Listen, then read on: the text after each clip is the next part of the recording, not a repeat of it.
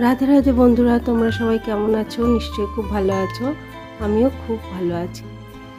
আমরা তো নেতারহাটে আছি, তো সকালবেলা তো সানরাইজ দেখা হয়নি, তো সেই জন্য ভাবলাম যে বিকেলবেলা গিয়ে সানসেটটা দেখে নিই। সানরাইজটা দেখতে যেতে 5 মিনিট লাগবে বাংলো থেকে, কিন্তু সানরাইজ তো আর সকালবেলা দেখা হয়নি, তো বিকেলবেলা চলে এসেছি গাড়ি নিয়ে একটু দূরে। তো বন্ধুরা, ওখানে তো ভিডিও ছাড়তে পারিনি নেটের প্রবলেমের জন্য, তো বাড়িতে এসে আমি ভিডিওতে ভয়েস দিয়ে তারপর ভিডিও ছাড়ছি।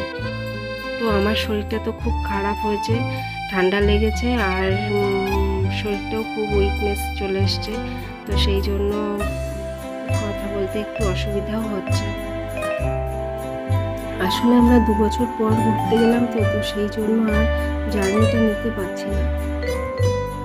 তো বন্ধুরা, এই ভিডিওতে তো আর গীতার বাণী, তারপর শ্রীকৃষ্ণের দু একটা কথা কোনো কিছু শেয়ার করা হচ্ছে না, তো তোমাদের সাথে 2-4 দিন পরেই সেগুলো শেয়ার করবো।